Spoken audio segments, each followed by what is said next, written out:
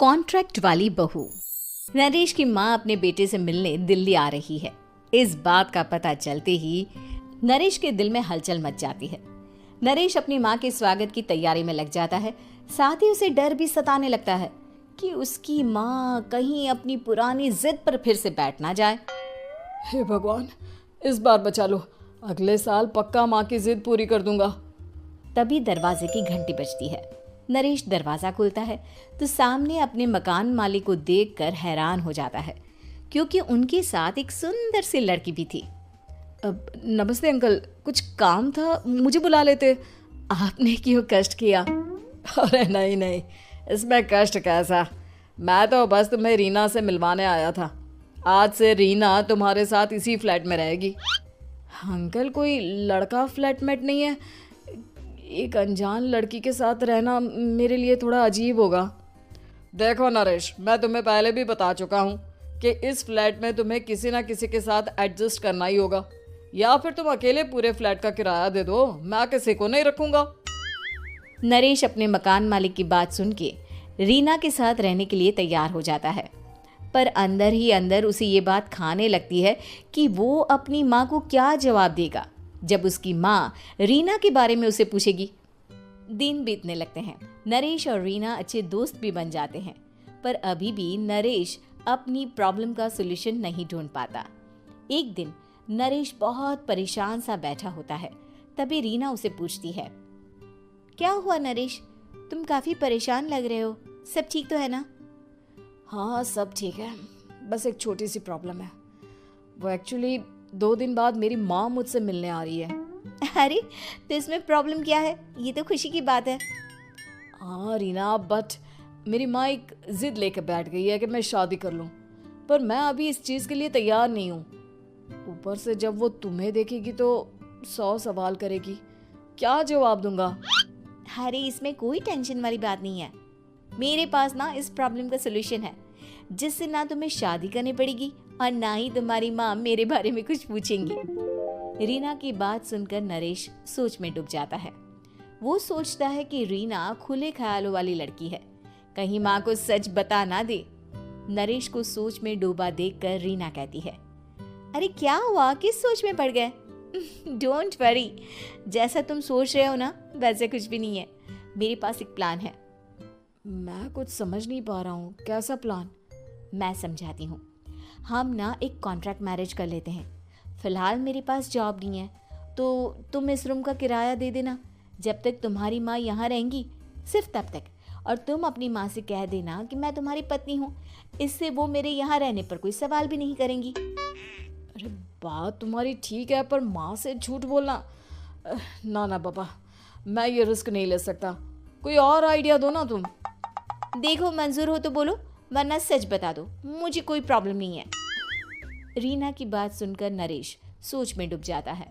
बहुत सोचने के बाद जब उसे कोई रास्ता नहीं मिलता तो वो रीना के बताए हुए रास्ते पर चलने के लिए तैयार हो जाता है।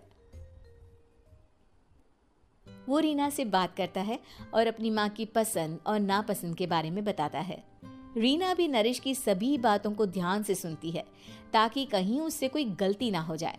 आखिर वो दिन भी आ जाता है जब नरेश की माँ उससे मिलने दिल्ली आ जाती है। नरेश अपनी माँ को फ्लैट पर लेकर जाता है।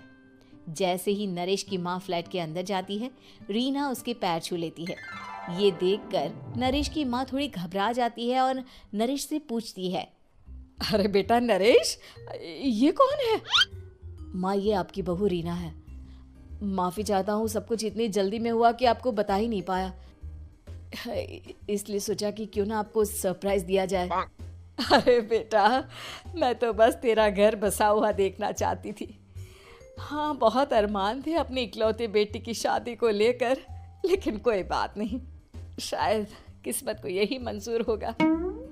ये कहते ही नरेश की माँ रीना को गले लगा लेती है। रीना बेटिया, मेरा बेटा ना थोड़ा नादान है, पर तुम काफ़ी समझदार लगती हो और मैं जानती हूँ कि तुम इसका बहुत अच्छे से ध्यान रखोगी।